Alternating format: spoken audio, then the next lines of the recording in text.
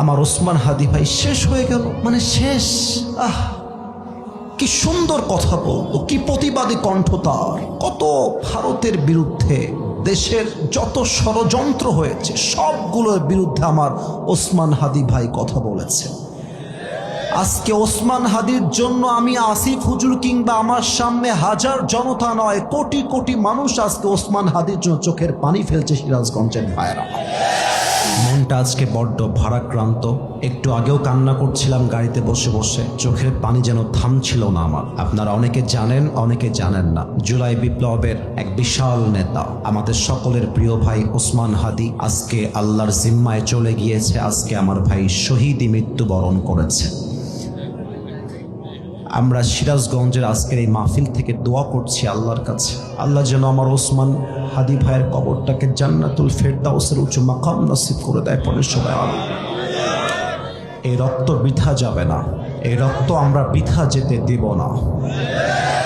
বাংলার ধামাল যুবকরা বেঁচে থাকতে যতদিন পর্যন্ত ওসমান হাদির খুনিদের বিচার হবে না, যুবকরা শান্তির ঘুম বাংলার মাটিতে ঘুমাতে পারবে না।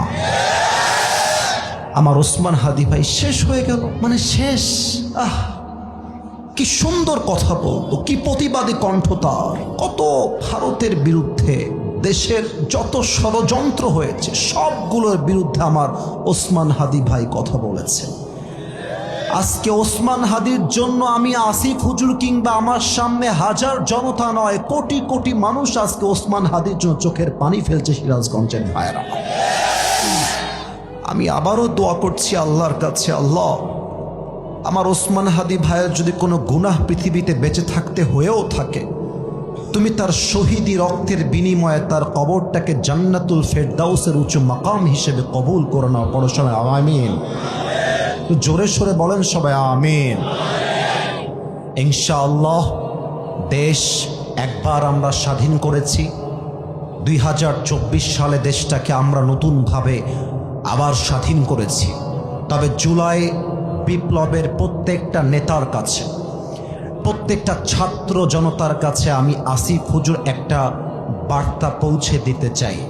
আমাদের আর একটা যুদ্ধ এখনো করা বাকি আছে। সেই যুদ্ধের নাম হলো আল্লাহর জমিন। যেহেতু আল্লাহর, ইনশাআল্লাহ আগামীর যুদ্ধ হবে আল্লাহর জমিনে। আল্লাহর কোরআনের সংবিধান দিয়ে দেশ চালাবার সংগ্রাম হবে আগামীতে। আমরা স্পষ্ট ভাষায় বলছি, ওসমান হাদির খুনের বিচার করতে হবে আল্লাহর কোরআনের সংবিধান দিয়ে। আগামীর 26 সালের পার্লামেন্ট চলবে কোনো গণতান্ত্রিক আইন দিয়ে নয়, ব্রিটিশ আইন দিয়ে নয়। আগামীর পার্লামেন্ট চলতে হবে আল্লাহর কোরআনের সংবিধান দিয়ে। সিরাজগঞ্জের ভাইরা, আমার কথা স্পষ্ট। Stop for a moment. আমি কথা বলি, স্টপ। একটু পরে তাকবীর দেবেন, আমি কথাটা শেষ করি।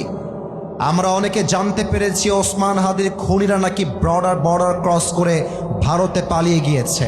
আমার বর্তমান সরকারের কাছে আবদার নয়, এটা আমাদের ওয়ার্নিং।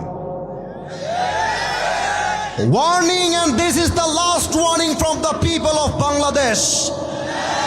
প্রত্যেকটা যুবকদের পক্ষ থেকে বাংলাদেশের প্রত্যেকটা সরকারের দায়িত্বশীল ব্যক্তিদের কাছে এটা আমাদের লাস্ট ওয়ার্নিং।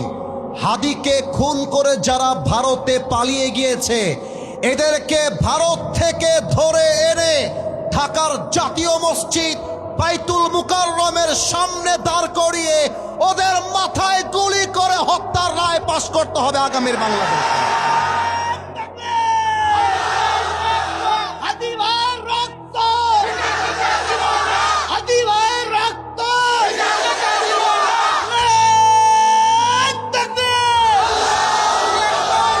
وكتبنا عليهم فيها أن النفس بالنفس والعين بالعين والأنف بالأنف والأذن بالأذن والسن بالسن والجروح قصاص।